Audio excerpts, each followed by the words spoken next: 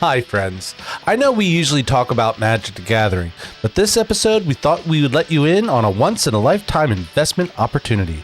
What if we told you there's something far more valuable than collecting trading cards? It never goes bad, it always increases in value, and everybody needs it. What could it be, you're asking? It's time to get into real estate, baby! Welcome to Head Games.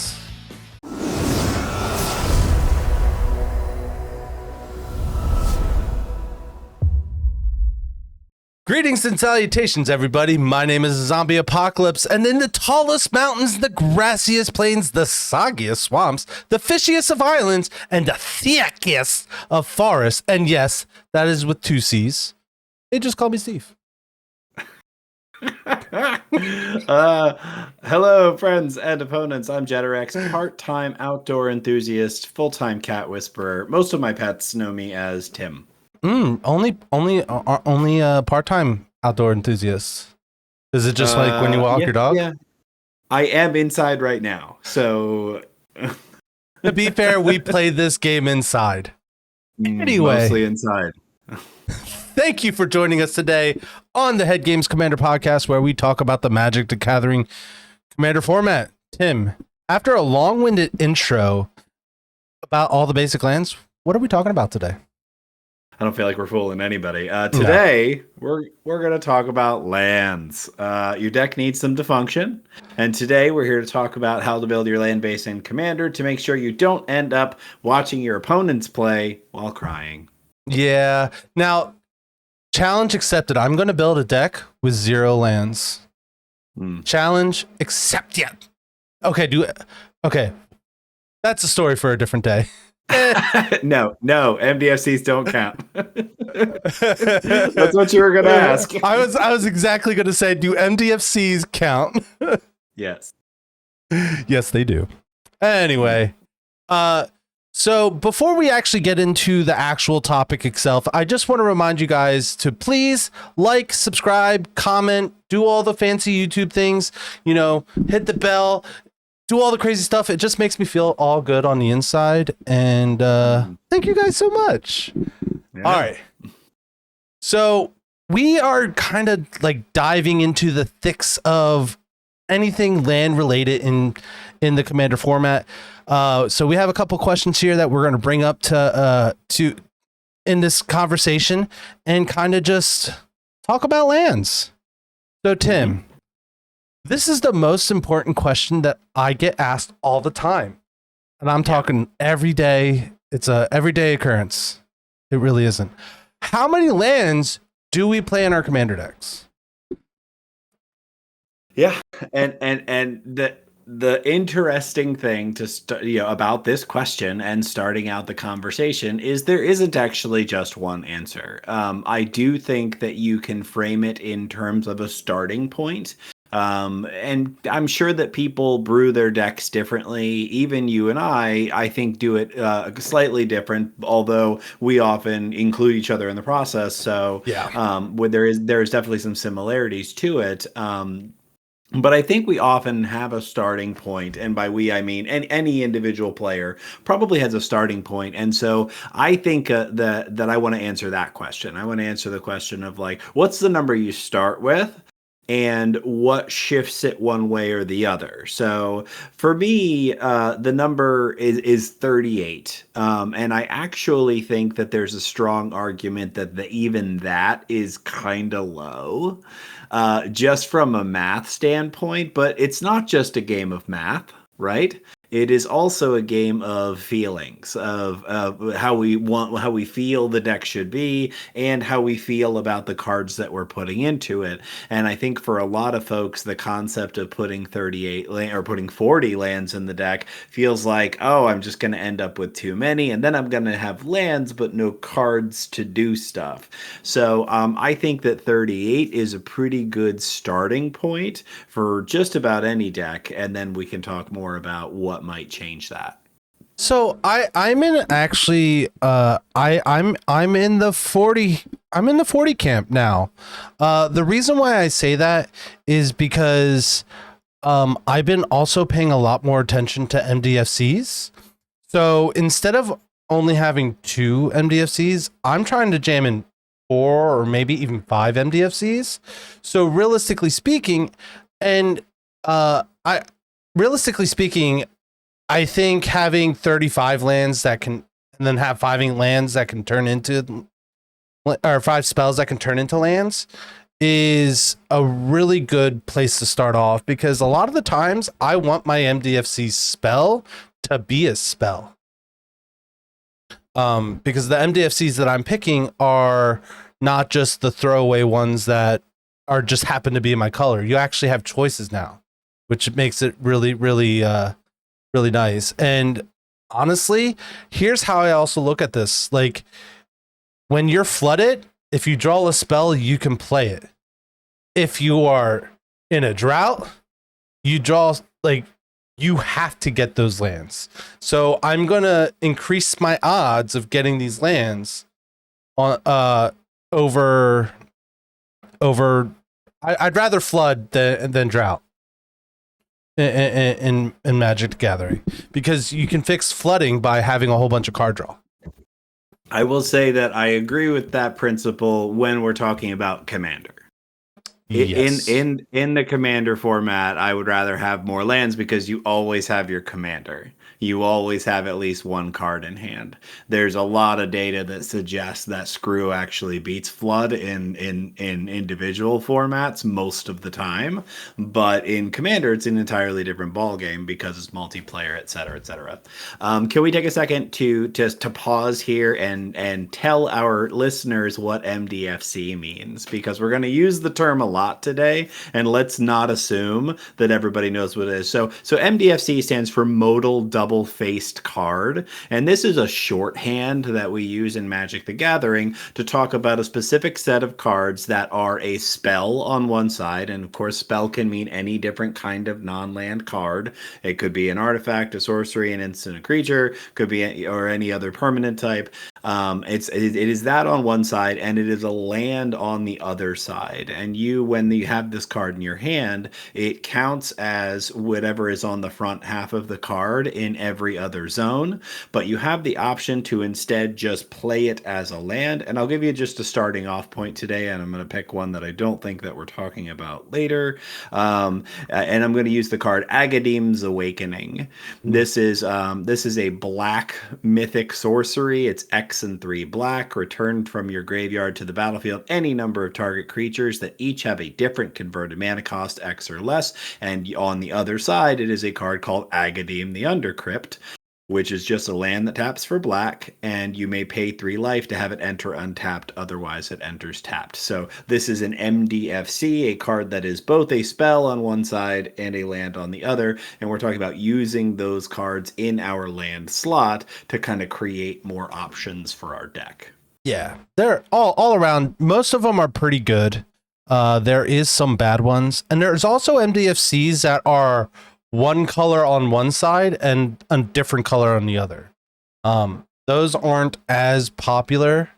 I don't like them personally, just because I'd rather just have a land that can just have for both. But that's just me personally.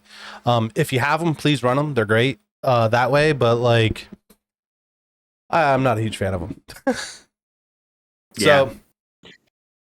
So one of the questions that you had brought to us earlier, we talked about the starting point, but why would you want to run more lands in a Commander deck?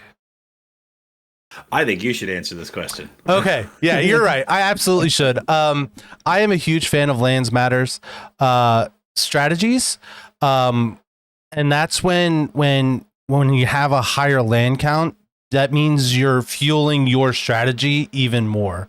Also, if you have a higher mana curve, you want to make sure, like my door deck has a higher mana curve, and it doesn't have land ramp or anything like that. It has other ramp involved in it.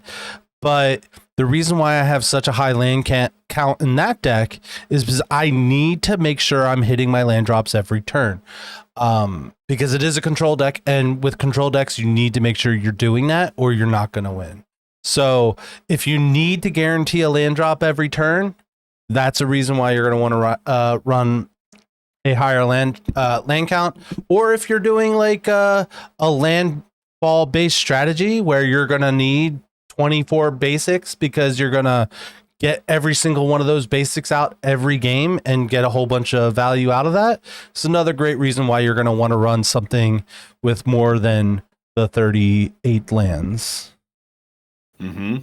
And I think that when we talk about lands matter, of course, that could mean a lot of different things, right? And Zombie famously has has the Taval deck that was very popular that we kind of showcased or spotlighted a couple of episodes ago. And then, of course, Lord Windgrace is a Jund colored planeswalker. And then very recently, there's been a lot of popularity around Hearthhall, the World Seed, which is a Jund legendary artifact spacecraft. And then that one's really cares about sacrificing lands. This is another reason why you might want to run additional lands in your deck. If you're playing in a deck that's sacrificing them, you want to make sure that you have enough of them coming out of your deck that you're keeping up with your lands, even though you're using some of them to sacrifice for value. So there's a lot of different kinds of commanders that might do this. The couple that I already mentioned, I can only really think of one of mine that really cares about it, and it's Gitrog the Ravenous Ride. Yeah. And really, it's because you want a certain amount of lands in that deck because the trigger from the commander looks at a whole bunch of cards and all the lands get to go into play. So you actually kind of want too many lands in the deck.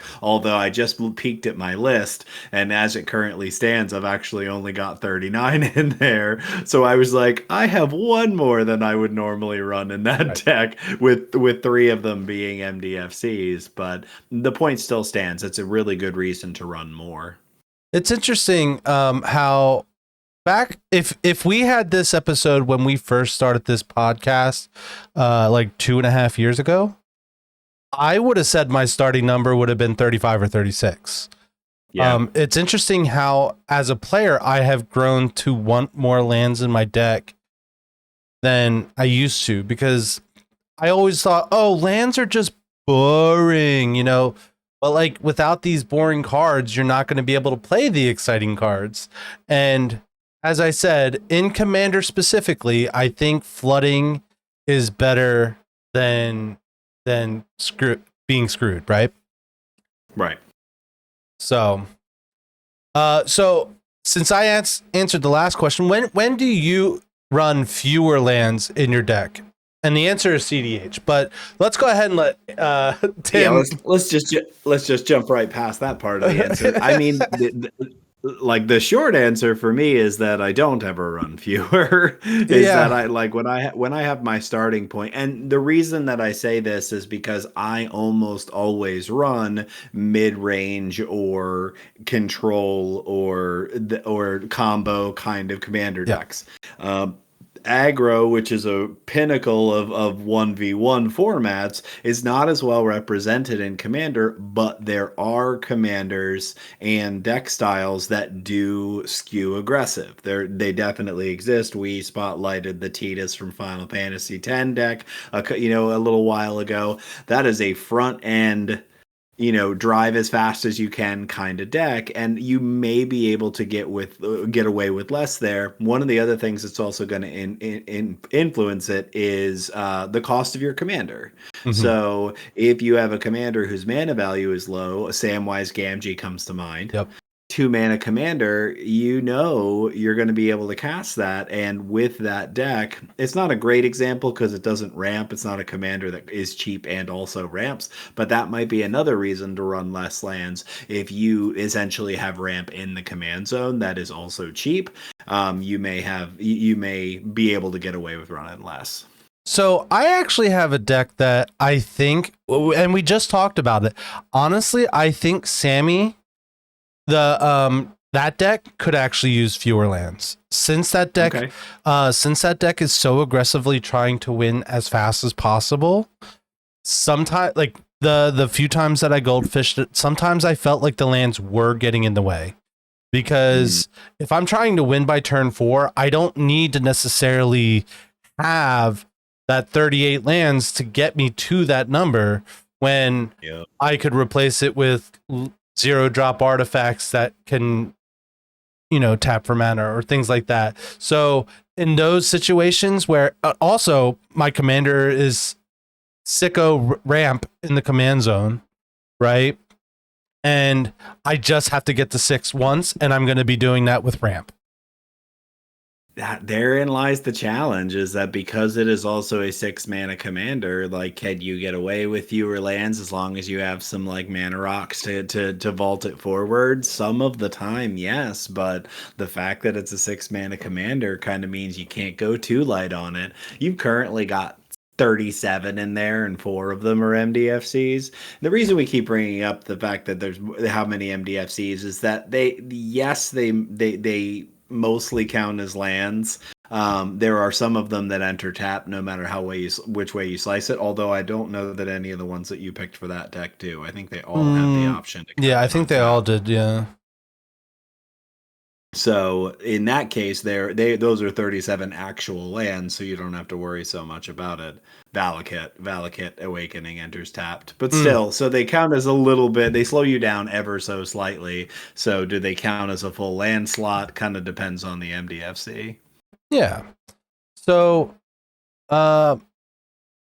another kind of important question you want to ask yourself when you're building a deck is how many basic lands, multicolored lands, and utility lands do you run when you're deck building? And I'm going to give you a hot take. I don't really think about like utility lands all that much unless if it's a land-based deck. Like for Sammy, 90% of my lands are just lands that give me colors of my color identity. And there's maybe 2 utility lands that are, if I need it, great, but honestly, it might not be necessary at all. But I think the amount of basic lands that you run is based off of how many colors your deck is, right? So like most of my monocolor decks that I have ever built, my baseline is 30 basics. I would have 30 basics and then, 8 utility lands. I think that's a fair thing. But like once you start getting into the multicolored, like how many basics of each, that really depends on your mana pip distribution. And something that Moxfield has that I really appreciate, it actually breaks down how many colored mana pips you have and gives you a percentage, so you can easily break down of how many of each color of each land type that you need to produce. I use that way more than I thought I would. Oh yeah, this makes me think about how do you pick how many lands you have in draft, right? And it is exactly the same principle. Is you lay all of your cards out in front of you and you count pips. You see how many colored pips of each kind. Now you want to be careful here because like just the mana cost of the spell is not the only place the mana pips show up. Right? So if I have kickers that cost a different color or buybacks or whatever, if I have activated abilities costs, or that's right. Whatever, yeah. And any of those things, I should also be taking those into consideration when I add up that math. But a very straightforward way to do this is to lay out all of the cards and to count the pips and then see where your spread is. Now, obviously in a 100-card deck, that's a huge pain in the butt. So having something like Moxfield or any of the other deck builders can really help with this. It can really help you kind of sort out how many of each color you should have represented. And from there, you can start to look at what multicolor lands make sense. I think another part of the basic conversation, though, is do you have cards that care? Right. Do you have cards that care about basic land types or how many basic lands you have? I mean, Blood Moon's a thing, although it's not really something that we often see at the commander table. But really, there is some consideration that could be made. I'll use the example of I run what other people apparently refer to as the Tango lands, and these are the lands that have 2 land types and they enter tapped unless you have 2 basic lands. So this is I'd have to look up one of the names off the top of my son. Nope, I'm gonna get it wrong. So anyway, these lands, they they care how many basics you have in play. So if you are playing those in your deck, you can actually skew around getting a certain number of basics. Yeah. Also, like, one thing that you kind of want to look at is, like, do you have cards that are specifically searching out for basics? Do you have cards that Right. do you have cards searching out for basic land types? Because I've noticed when I'm picking my RAM package, and I'm assuming this is in green, right? That I'm talking about. I'd rather have a Nature's Lore and a Farseek over, like, Rampant Growth and, you know, whatever. I'd rather have the ability to choose my Shocklands or Trilands or whatever that has basic land types over just basics. I feel like you get more control over what you're getting. So if you have a whole bunch of cards that just care about basics, it's probably better to run more basics. But if you have cards that really focus on your land types, that's maybe you're going to be more interested in your shocks and your duels, your all of the ones that have, like, you know, island or forest written on the type line.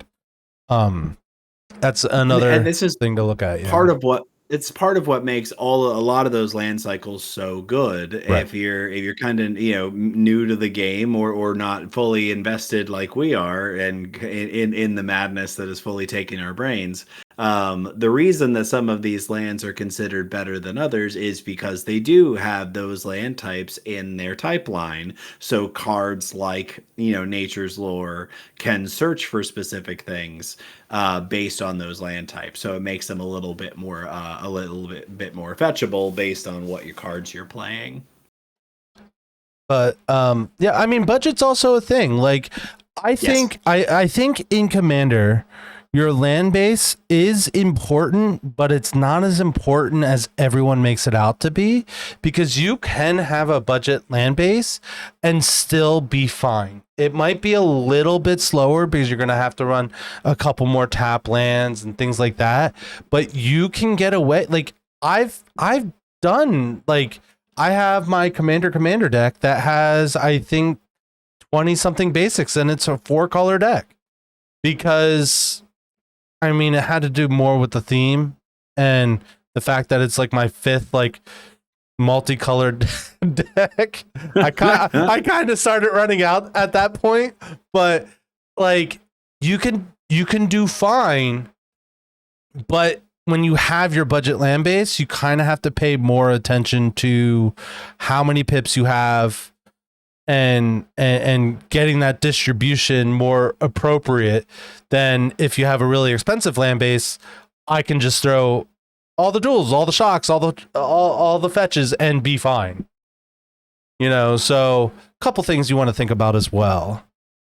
I think that the budget conversation is an interesting one, and I have some recent experience with this. And I built the War Doctor. It's a Boros deck, and I built it on a budget when I first built it, and I built it on a $50 budget, and really, like, it was a pretty solid deck. But the biggest pain of it, the biggest hurdle it had to get over, is that it's Boros, which is traditionally bad at ramping anyway, and because of the budget land base, it really operated very slowly. So any interaction made the deck almost inoperable. And so when I made the upgrade, when I allowed myself to jump forward, the only thing that really was outside of the budget was the land base. Is I had to, you know, to make the deck better, I took out as many of the enters taps land as I could, and I just put things in there that were faster, and it significantly changed the speed of the deck. Which raises another interesting question. We've talked about this before, but since we're talking about lands right now, I'm curious what your thoughts are on this. Why don't we talk about lands when we talk about brackets? That is an interesting question, because, like, as we have been kind of talking about this, like, a lower bracket deck isn't going to have the better land base, because, like, having 10 tap lands is going to slow you down enough that your speed's not going to be where it needs to be at. Like, if you were to upgrade a 2, right, and give it the best land base possible, you might be speeding that deck up 2 or 3 turns. Because you're just Let me add to that if you're playing with 3 or more colors, having a better land base actually smooths out your options significantly. So if you're right. playing with a subpar land base, not only are you slower, but the likelihood that you have the colors that you need in any given moment is lower.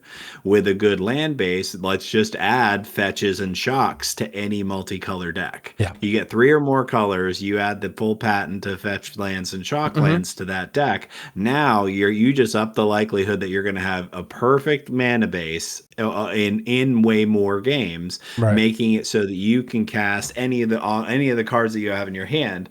Whereas the difference is that if I'm playing a subpar land base, I may have cards in my hand that I literally can't play Right. because I don't have the right color combination to do it. So, and I actually wasn't the person who originally brought up this question. It was somebody else that we play Magic with, a friend of ours who was playing that Dr. Eggman deck a couple of weeks ago.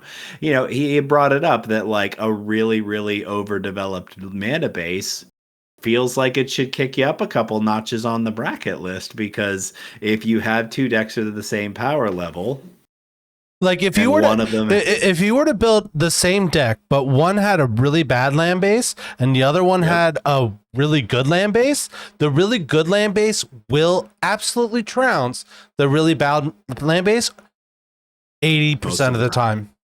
Yep. That was a very valid point. That is interesting. Like, I guess how could you implement it? Because like you have to keep it as, you want to keep the bracket system as simple as possible, right? And then when Yep. you start adding literally anything, like how many combo pieces do you have? Like once you start adding too many, I think the conversation becomes moot. It does, but lands are fundamental to the game.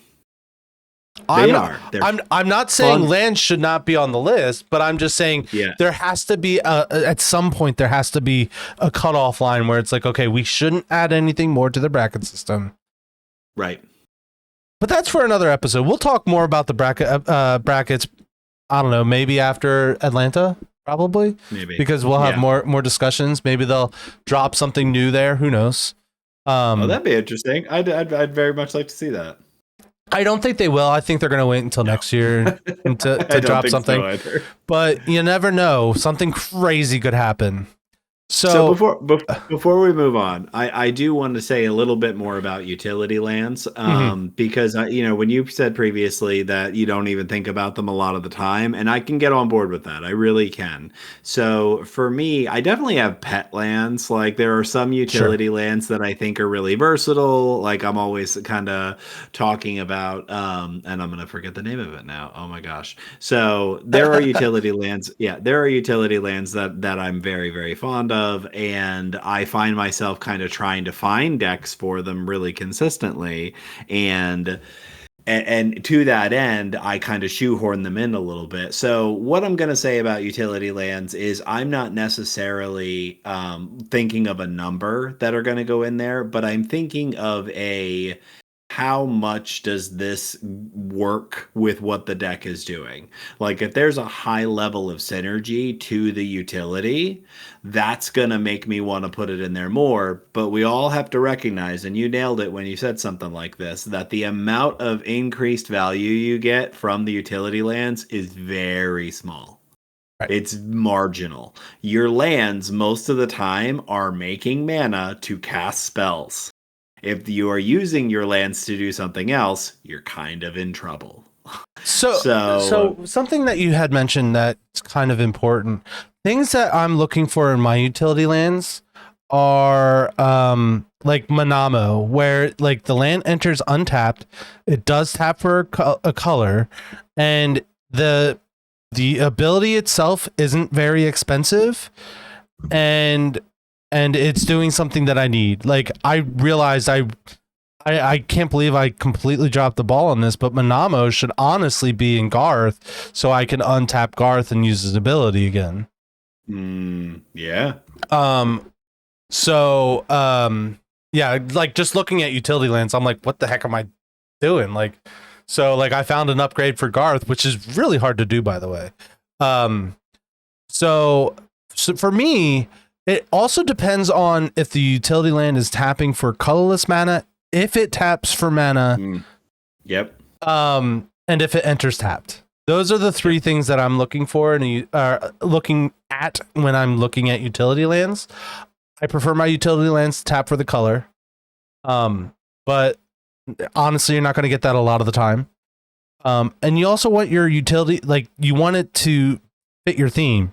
So let's say if you have a black deck that doesn't really necessarily want to sacrifice their creatures. I don't know what black deck you're building, but maybe Phage the Untouchable.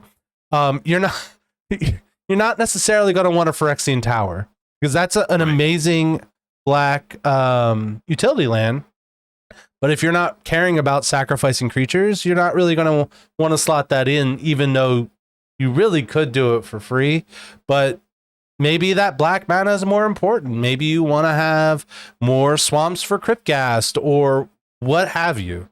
So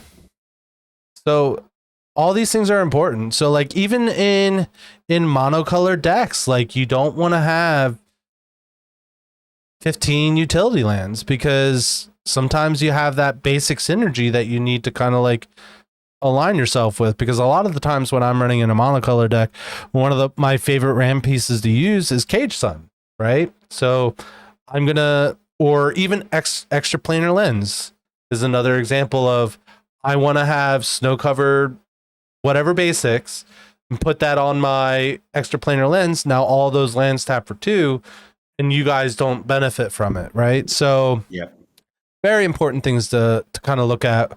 But one question is how many tap lands do you think is the maximum cutoff before we go into the next topic?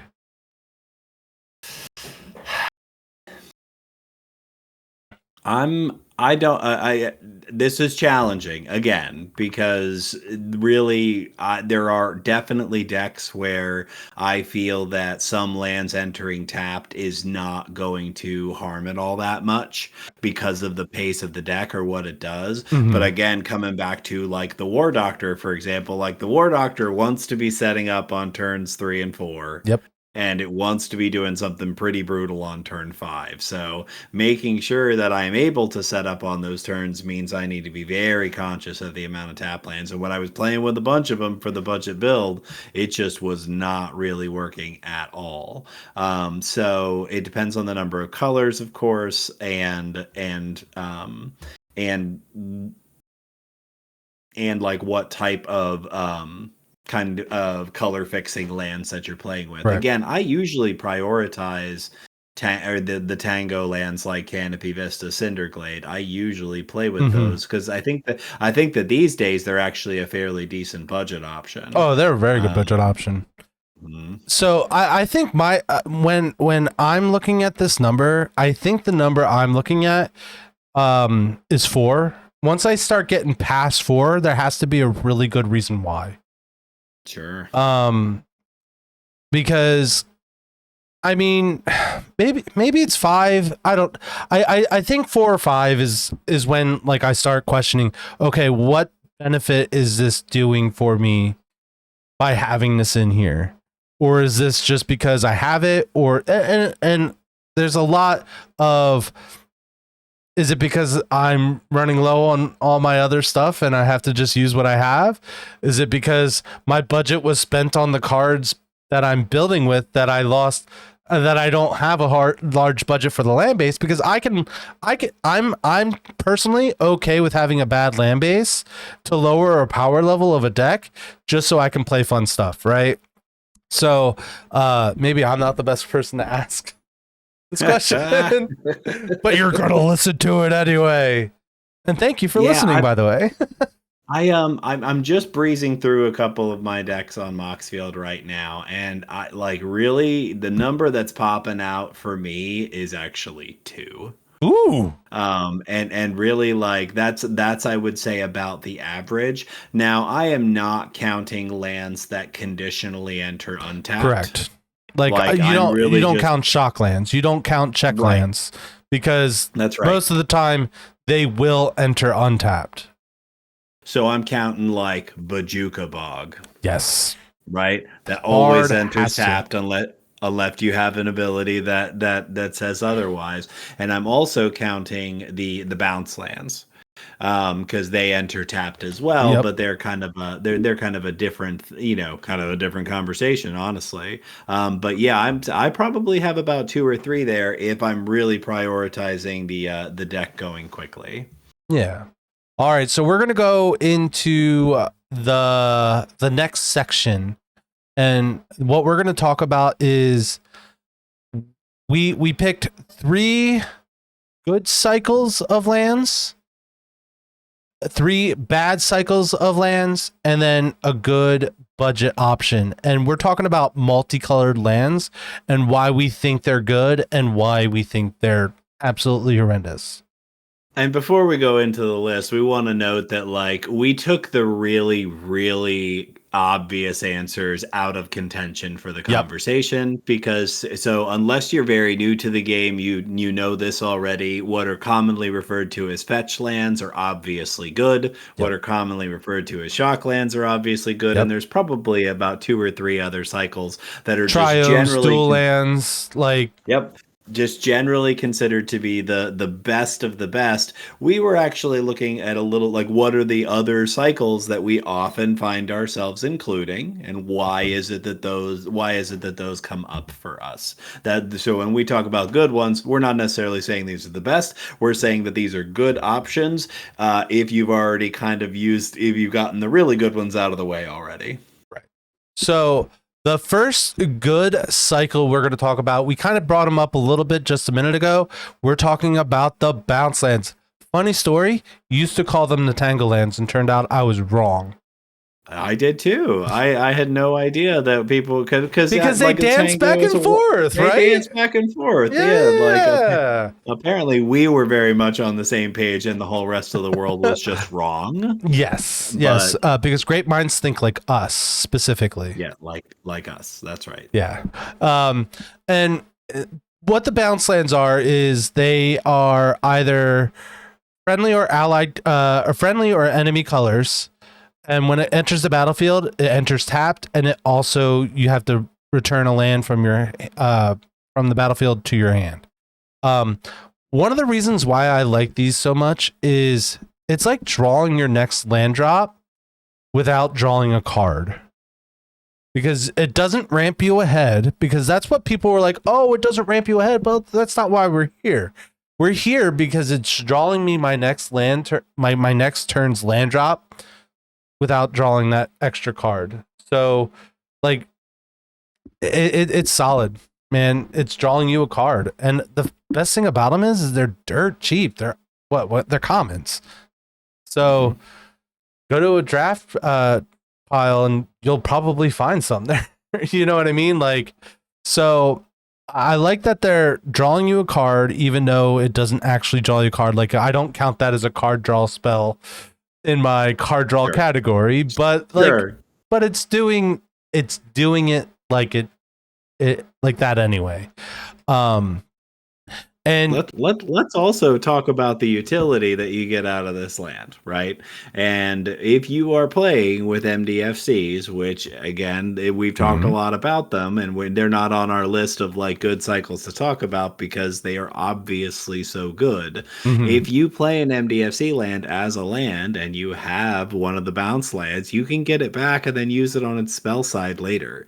So there is added utility to having these in your deck that you may not even realize is there. So the downside is really offset. Like as far as tap lands go, this is pretty high up there for me as really being worth it.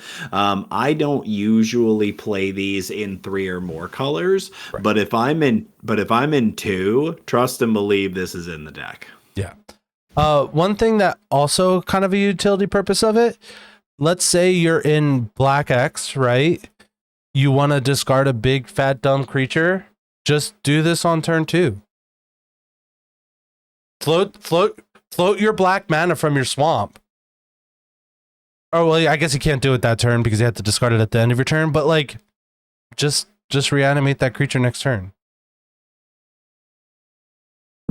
it's a discard outlet if you're lucky, you know. So yeah, I think it's great utility. Can't talk. I can talk. I can't talk any more good about this because I think we said it all. Yeah. The next cycle, there's two different sets that they come from, and they're commonly referred to as the Verge lands. The friendly set of these are in the Duskmourn set. Just to give you an example, one of them is called Flood Farm Verge. This is the white-blue one. So it's just a land, it doesn't have types, and the Flood Farm starts by tapping for 1 white, and then its secondary ability taps for a blue, but only if you control a plains or an island. And all of them work like this. There is a full cycle at this point, although technically, in order for them to be actually complete, there would need to be 2 cycles. Because you would need to have a blue land that then taps for a white. But I don't know that they're ever going to do that. I'd be pretty surprised. I also don't think it's necessary either. So, I mean, it's very marginally different, but it is different. Mm-hmm. Oh, and yeah. in Commander, it probably matters way less. In constructed formats, it does matter a little bit because you usually, if you're in 2 colors, have a little bit of a lean one way or the other. Right. So you want the color that you want to be the primary of the 2. But that being said, these are essentially the second generation of check lands, and they are really just as good, and in some ways slightly better, because they will always enter untapped. Yep. So the Flood Farm Verge is the blue-white one, as I said. So it is always as good as a plains. Yep. Always. And if you happen to have a plains, it is a white and blue dual land that doesn't have any land types. Yeah, I think overall these lands are just upgrades to your check lands.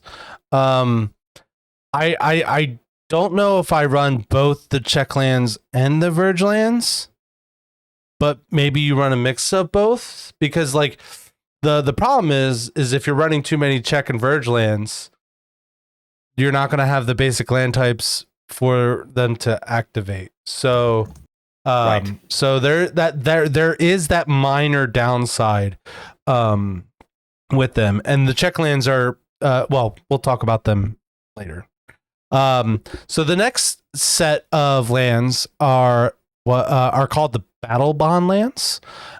There's 10 of those, and they came from Battle Bond, is they enter tapped unless if you have 2 or more opponents.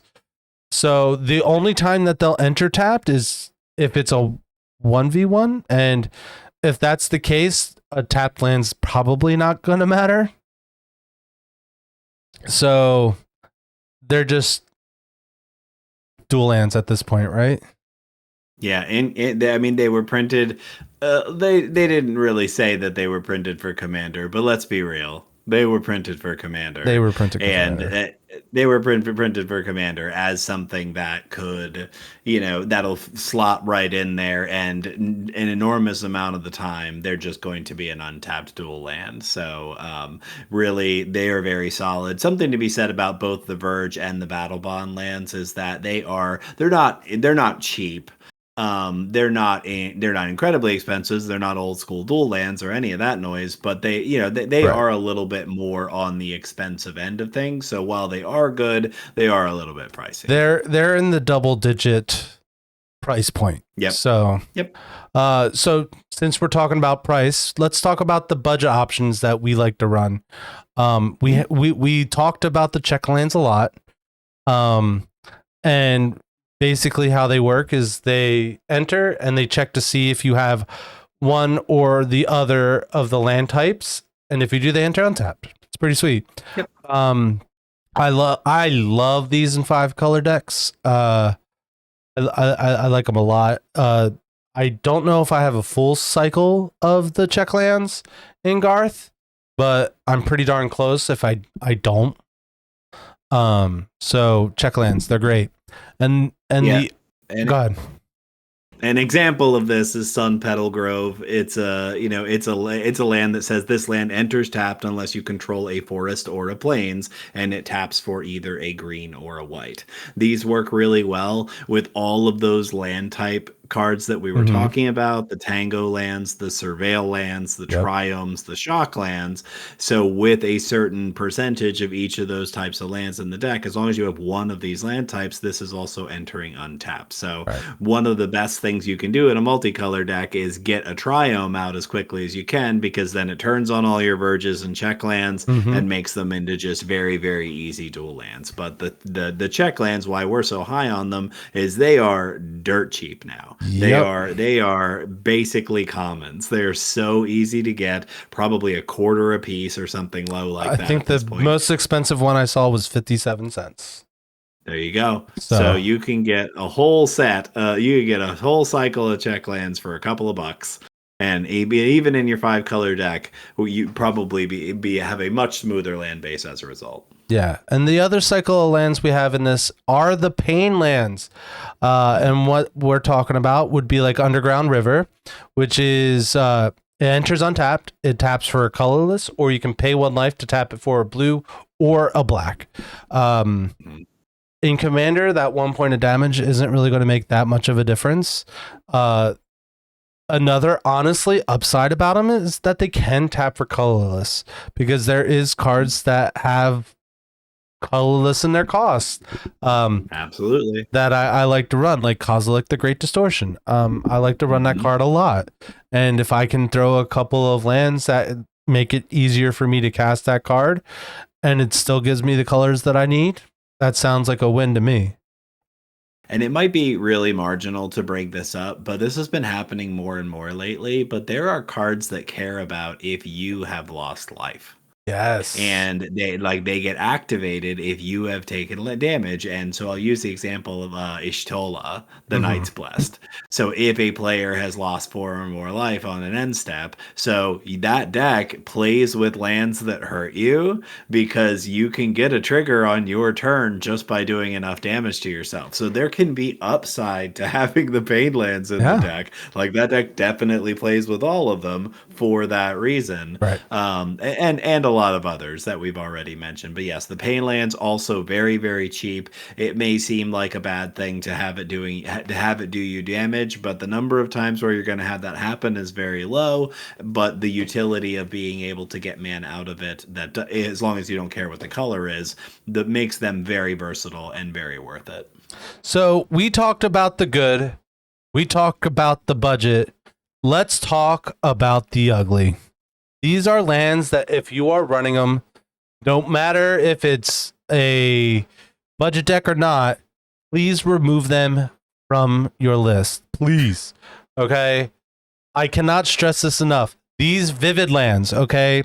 There's Vivid Creek, Vivid Grove, Vivid whatever. They're pointless. And what they do is they enter tapped, which is already annoying. They tap for a single color, either red, green, white, black, or blue. And they come in with 2 charge counters. And then you can remove a charge counter to add 1 mana of any color. But you have to tap it, so you can't like remove both at the same time. So it's a 5-color land twice. Also, putting a die on a land sucks. You can't stack it nice. You have to keep track of it. I burn them all with fire. I hate these lands with a fiery passion. Yeah, you do. Something you didn't know about me, Tim, and you found out, and now we're probably not friends, and I'm sorry. It's okay. I don't like them either, so you're not hurting my feelings. Woo. Okay, but yeah. And really, like, let's be honest about the Vivid Cycle, right? Like, this was something that the Wizards kind of half-baked up to put into Commander precons as a way to kind of smooth out the mana base, to have another common land that they could put in there that served as a sort of dually. But, like, frankly, there's dual lands that enter tapped and gain you a life when they enter. Like, play those. Mm-hmm. Yeah, like they're worth less than a penny each. Like, they come in every every set practically that comes out. Like, even the guild gates. I'd rather run a guild gate. Run a guild gate. Run a guild gate, people. And enters tapped abilities. Like, the Vivid land is just, it's a trap. It's much worse than it looks. Yeah. All right. So I think the next. the next cycle that we're going to talk about, I actually think that this is controversial, and I know that other people are going to disagree with me on this one. But I dislike the 3-color lands that enter tapped and do nothing else. So an Yeah. example of this is Frontier Bivouac. Mhm.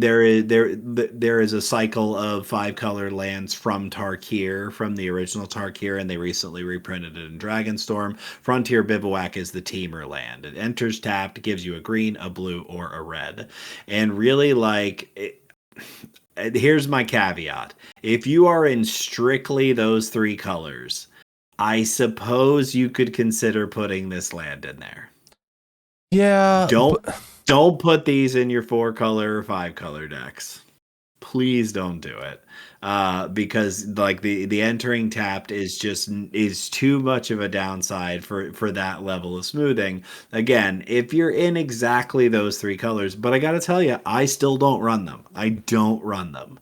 Like the lands that enter tap for me have to have so much of an upside that it really makes it worth it for them to enter tapped. And I actually don't think this makes the cut. So I mean, again, I'm sure people will, if you look at like EDH Rec and the places that gather data on decks, these get a lot of play. People traditionally put these in, especially in 3-color builds, and I don't think it's worth it. Okay, so if you're on a budget, these lands are fine. Okay, they're fine. But they're only fine if you're only running the one and you're in that color combination. Even a 5-color land base on a budget, I'm not putting any of these in. There's no chance that I'm putting more than one, because like Tim said, his average lands that enter tap is 2. I start questioning myself at 4. If I'm putting a full 5 of these, like every other land better enter untapped, or you're in trouble. Like it's amazing how much 1 mana less on each turn makes a huge difference when you're comparing yourself to 3 other players. And I can't stress enough how important it is to try to find lands that enter untapped. Mm-hmm. And if they had an extra ability that, like, if they had some sort of utility to them, sure, but they just fix your mana. When you have Command Tower, which is in every deck, that enters untapped and taps for all your colors, I would rather spend an extra $5 and get City of Brass, or whatever, how much City of Brass is. Like, there's other lands that can do the same thing, but don't enter untapped. So please, please, please, please, please, please, don't play this lands unless you're playing budget. I will give you the hard pass if you're playing budget. Yep. But other than that, quit it. It's not healthy for you. All right. So the third land cycle we're going to talk about are the banding lands. Okay. So what banding is if you attack, you can put your creatures together. Okay. That's a joke. Really? Nobody knows what that is. Because no one runs them. But anyway, the real lands we're talking about, and honestly, I don't know how I feel about these lands. We're talking about the Signet lands. It's literally, I can see maybe why they're good. I just don't like how constrictive they are. Right. I understand that there's like a loophole that you can get through that makes this produce extra. Like I know you've always come back to the like mana reflections, mana reflections. Yeah. It like this technically produces more than 1 mana, but I cannot get over the fact that in a vacuum this does literally nothing. If this is the only land you have, for whatever reason, this is the only land you have, it does nothing. Because even like if you're looking at, like, let's say you have a 3-color deck, right? And you have, let's say, the blue-black Signet land and green forest, right? You still don't have all 3 of your colors. Right. And then the fact that you have to then choose whether you're going to cast a green spell, like you couldn't, like you on turn 2 with the Signet land and a forest, you couldn't play Farseek. Right. I don't like that, because there is filter lands that I think are okay. That it's the one that taps for colorless, and you can pay either of the colors to make either 2 of one color, 2 of the other color, or 1 of each. Those lands are fine. I wouldn't run more than 1 or 2 of those in a deck, but man, I think having to sink a color usually into it to get 2 different colors or whatever, it's a hard pill to swallow. Yeah, I cannot get over these. And really, they have also become an incredibly budget option. They've been reprinted in a lot of the Commander precons. They've just driven the price of these cards down to practically nothing at this point. So they are easy to get. But even as a budget option, I'm discouraging people from playing this card. The opportunity, like the opportunity for something to go wholly wrong and make it so that you can't cast one of the cards that you need to cast at the right time, it's just so bad. It really makes for bad feelings and bad play patterns. So I think you can I think that you could do better with basics and with lands that enter tapped and actually give you 2 colors. All right, so we're going to go ahead and jump into the next category or next section here. And it said, what are you looking for in your utility lands, and what are some good ones? So, Tim, what are you looking for in your utility land? We kind of briefly went over this, but let's dive a little bit deeper into it. So I want to make sure that my utility lands are giving me extra value, but as you said, that they are still giving me, they're not making my mana worse. Right. And so I think it's actually pretty hard to find good utility lands that are colorless. But the one I'm going to talk about is an example of that, is a utility land that only produces colorless, but I think is just so versatile that it's very good. And the card that I'm talking about is Fountain Port. And this was the card I couldn't remember the name of earlier, which really made me embarrassed because I love this card. This is the Trading Post of Lands. There you go, Alan.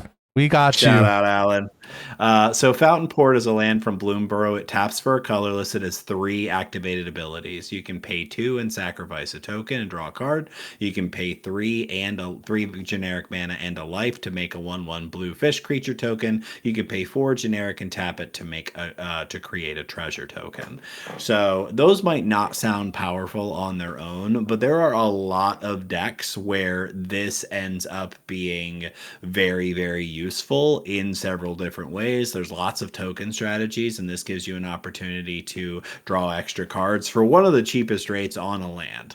Like we'll talk, we'll definitely bring up some other ones that are not so cheap rates for drawing a card, and they don't feel good. This is just 2 and sacrifice a token, and if you're playing in any kind of extra rectangles, food, munitions, anything of treasures, anything of that nature, and it also makes tokens itself. So if you have nothing else to do, this land actually digs you out of the hole. It does, although it is a little slow. And the fact that it's tap 4 and create a treasure is also actually a very powerful effect on just a land. So opportunity cost is low, doesn't enter tapped, enters untapped, makes you a colorless mana. This, in my mind, is a fantastic example of what a utility land could be and should be. Well, see, Fountain Port, right?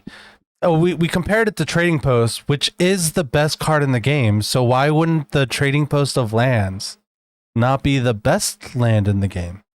Yeah, it's easily one of the best utility lands, just for that reason. All right, so what I'm looking for in my utility lands are, does it go with the theme of the deck, or can I kind of use it as a spell instead? And one thing I actually want to ask you before I talk about my card, do you count MDFCs as utility lands?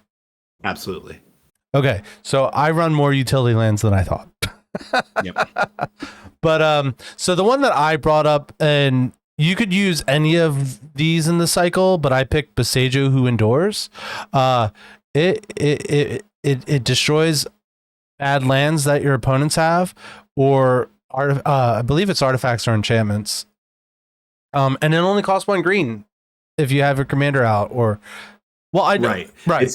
It's technically 1 and a green, and its cost gets reduced by the number of legendary creatures. The generic cost gets reduced. So yes, in Commander, it usually translates to pay a green, discard Beseiju, get this destroy effect. So, but that's what I'm looking for. Like, I want it to further my game plan or slow down my opponent's game plan. And honestly, Fountain Port is another good example of something that is going to further your game plan, because it just does so much in one card, and it costs 0 to play it. You know what I mean? And in the decks where it's good, it's very, very good. And I think yours is a really good example of how your lands can also be interaction, and that's always amazing when you can get your land, because there's a couple that are like that. The channel lands, that entire cycle is actually pretty solid, just as includes in Commander, because the opportunity cost is really low because they are legendary lands, but they enter untapped. So it's you can better basic, right?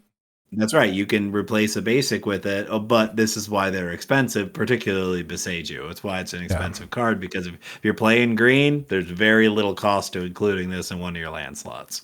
Yeah, so we talked about our good utility lands. Now we're going to talk. It's funny how both our bad utility lands are basically the same. So I picked a different one while we were talking. Oh, did you? Okay, good. Okay. Yeah. So I picked War Room. This isn't the worst effect, or it's not the worst version of this, but like, I don't want to have to. So War Room, it's a land that taps for colorless, and you can pay 3, tap it. You lose life for each color in your color identity, and you draw a card. So I do run this in Phage. But I haven't updated Phage in God knows how long. I don't want to spend 4 mana to draw a single card. I'd rather just run more card draw in my list. And also, in what world have you been like, dang, I've run out of things to do, I'm going to spend 4 mana to draw 1 card? Tell me in the last Commander game that you sat with your hand empty and nothing to do. And if that's the case, you just need to build more card draw into your list. Yeah, you're in so much other trouble at that point. And in fairness, like when we talk about utility lands, as we said before, the benefit that you're getting is really marginal most of the time. So the question is that would you be better suited to have a land in there that was actually giving you colored mana, or that was, moving your game plan forward? So the lands that allow you to draw a card and that's the only thing that they do, they're a little bit of a trap. Yep. Alrighty, Tim. What's the new card you picked? I'm curious. So I picked a premise actually, and it is most man lands. Okay. And listen, there are exceptions to this. I understand that there are some, and what I mean by man lands is there's a whole slew of lands out there that you can turn into a creature by activating some sort of ability. Oftentimes it's just until end of turn. There are a few that permanently become creatures. There's just a whole slew of these out there. And for my money in Commander, these are way less impactful than they are in 1v1 formats. Now, again, there are commanders that make an exception to this. Black Panther comes to mind, like who actually cares about lands being able to animate themselves. But I have, and I'm sure a lot of other players who have been doing it for a while, I have so many of these in my lands box. Like so many rare lands that tap for 2 colors, enter tapped, and can become a creature. And I almost never include them in my deck unless, as you were pointing out before, it moves my game plan forward specifically. So the example I'm going to use as a bad version of this is Restless Bivouac. And I chose this one so I could say Bivouac more than one time today. The Restless Bivouac is the Boros restless creature from the most recent Eldraine set. So it taps for a red or a white. You can pay 1 a red and a white to make it a 2/2 white ox that's still a land. When it attacks, you put a +1/+1 counter on target creature. It's just a subpar creature to begin with. 3 mana to make it a 2/2 that puts a counter on something when it attacks. Very, very bad. I mean, that's very just bad. boo. It's very bad stats. I picked this one in particular because it's a real stinker. But like, I'm just gonna go out here and say I think generally manlands are not that great in Commander. The only manland that I could see wanting to run would be like Inkmoth Nexus. Okay. Because having that infect could be nice. It does have flying, and if you're playing any sort of deck where pumping your creatures is something that's going to happen on accident, maybe having that infect out might not be a bad idea. Yeah. And it only costs 1. Like that's what it costs, only 1. Yeah. But like the most exception proves the rule here. Yes. Right, like that. There is one example of one that is uniquely good in Commander because we know that Infect is overpowered in Commander. Yes. If Infect was right sized, if they changed the Commander rules to make it you had to give somebody 20 poison, that card would be way worse. Oh yeah, and so people would not be thinking about it as highly. But everything has to be everything is right for that card to be good. Yeah. Right? It's cheap. The opportunity cost is low. You can kill somebody with Infect really quickly. So yes, that one is the exception, but as far as I'm concerned, it proves the rule. All right, so we're going to go ahead and dive into the good, the bad, and the ugly of MDFCs. We've been talking a lot about these throughout the podcast, so now we're going to actually give you examples of... Okay, so I'm not going to give you the bad and the ugly because we're only going to talk about good MDFCs. We're only going to talk about good ones. I'm sorry. I am a liar and you shouldn't listen to me ever. I tell my kids all the time that I'm a liar and they should never listen to me. And then I get mad at them for not doing the chores that they're supposed to do. Anyway, so my first pick it's by far the best MDFC in the first cycle of MDFCs. And what we're talking about is Sea Gate Restoration. It is a 7-mana spell. Yes, I know. I love them big splashy spells. It's 4 and 3 blue, and it says draw cards equal to the number of cards in your hand.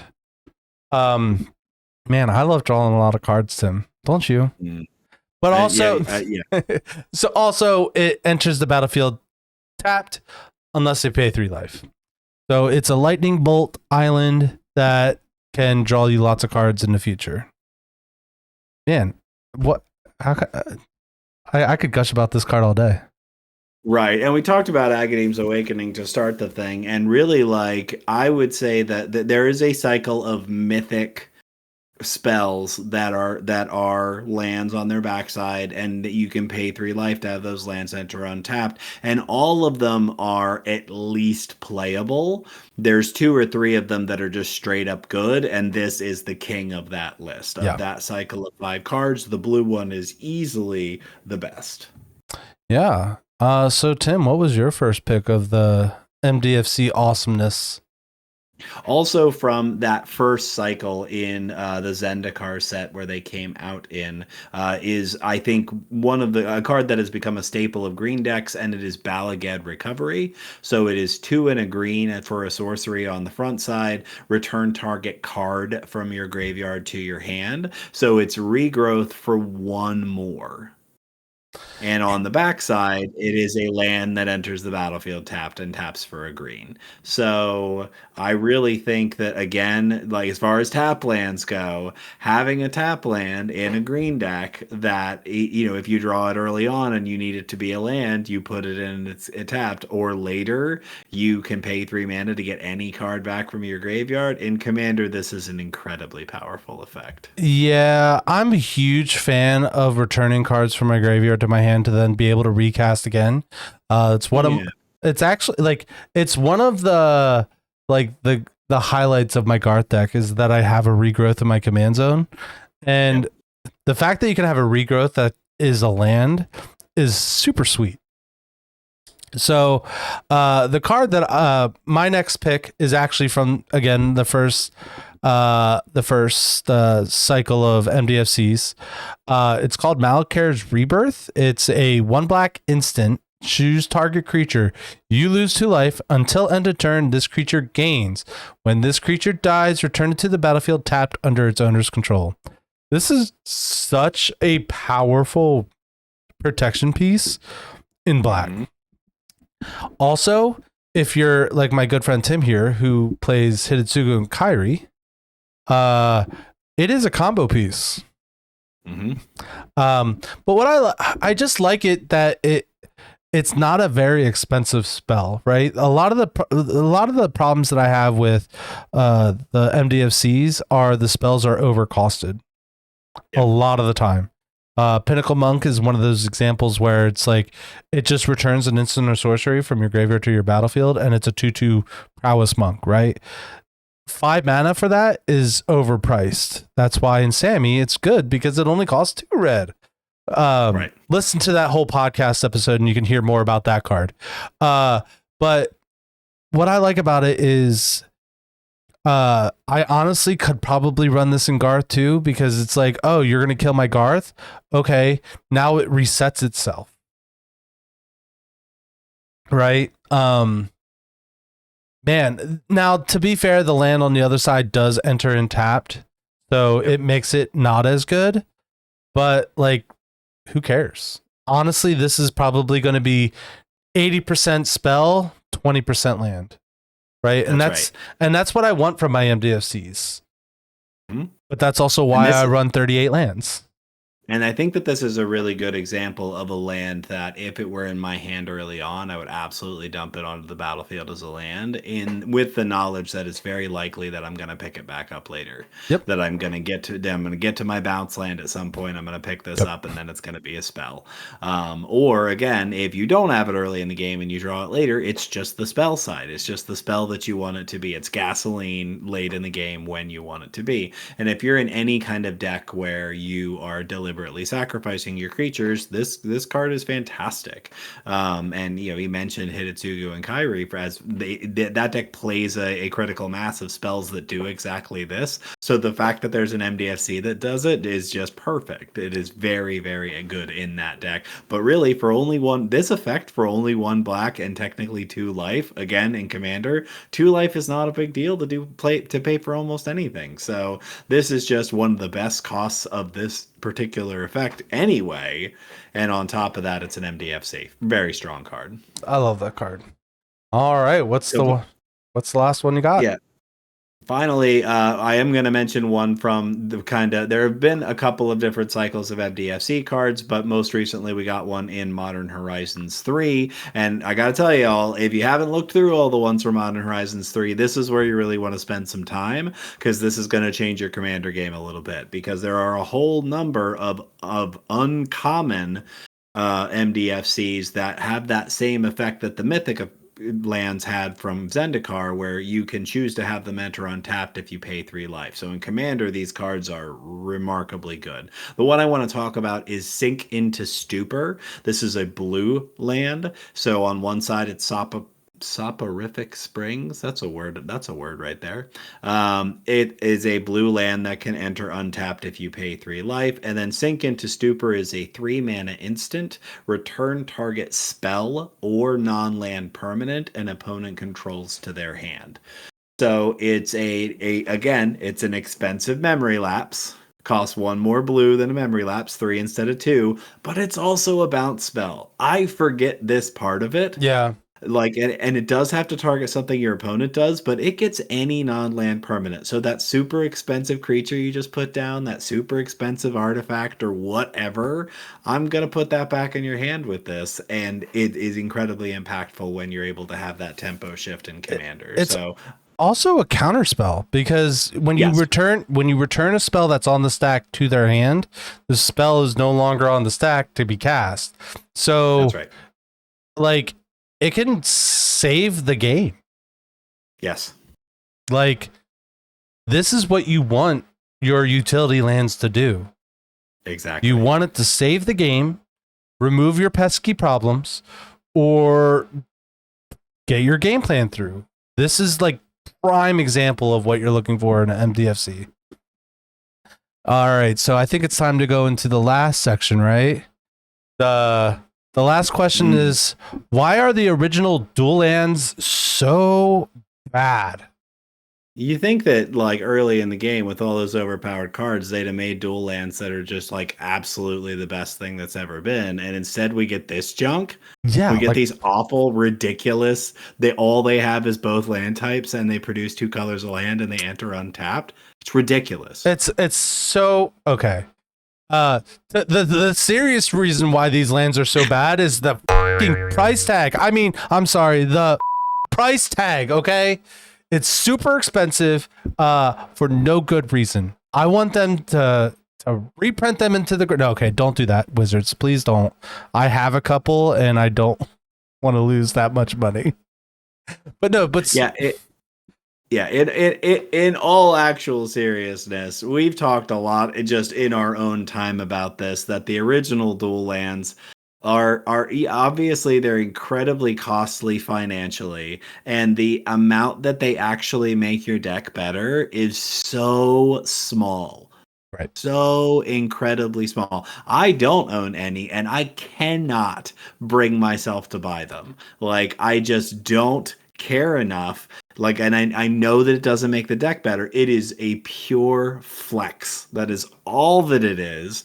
If you are playing dual lands in your deck, it's like, oh, look at this incredibly expensive card that I should probably have in a binder that I have in my sleeved deck instead. And it's not actually making my deck better. I just want you all to know how amazing I am. Okay, the only reason why I have dual lands is not to make decks better. It's because when I was a kid, all my friends had dual lands. I did not. And I just want one of each, as like, we finally got there, boys. Like, I might be buying a dual land in Atlanta. I don't know which dual land it is. It will probably be the cheapest because I'm broke right now. But boy, I love that. I love that idea. I'm so glad that you brought this up. I had not considered that before. And there's a part of me, like the child in me that played this game 30 years ago, who is suddenly like, well, now I want one of each, but I wouldn't put them in decks. I'm crazy. If I paid money for the card, I'm going to actively use it. Now, yeah, I do double sleeve all my decks. So at least they're going to be protected, right? I keep them in good deck boxes. They are out of reach of children. And and quite frankly, I don't play with my Magic cards as much as I should. Yeah, this one's like, we put this in as a bit of a joke to wrap up the conversation today, but I do really want everybody We the love original dual lands. They're obviously good, like they are the best of the best, but I really don't think that the cost the cost of them outweighs the benefit, or however I'm trying to say that. It's late and I'm running out of steam here, but like, I just don't think it's worth it to spend all your money to do that when you could spend all that money like getting better upgrades for the deck, improving your other land base, getting the MDFCs to make the deck more versatile, even building out your deck, or buying a completely different deck. Like, holy or crap, buying a holy moly. Buy 5 copies of my War Doctor deck. Like, my Bayou is the most expensive one that I have, and I think it's sitting at like $700 now. Like, I could buy 2 decks with that. You could. Like, please, if you're trying to upgrade your land base, do not buy dual lands. There it is. The shocks, the fetches, the duels, the triomes, and the surveil lands, that's where you want to put your money, because that's where you're going to get your bang for your buck.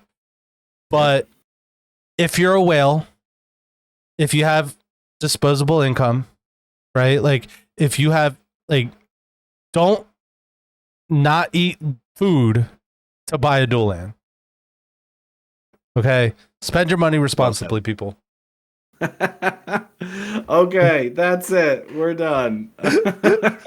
All right, friends, opponents. We've covered plenty of ground today, and it feels like time to empty the old mana pool and pass the turn. Thanks as always for spending time with us on the Head Games Commander podcast. Remember, you can support this show and all of our other content by watching this and other videos on YouTube and checking out our streams on Twitch and YouTube. Links are in the description. But before we scoop things up, we want to hear from you, the think tank. Which of the original dual lands do you think is the worst? Let us know in the comments below. And as always, thank you for playing along with us. And have a wonderful day. Bye.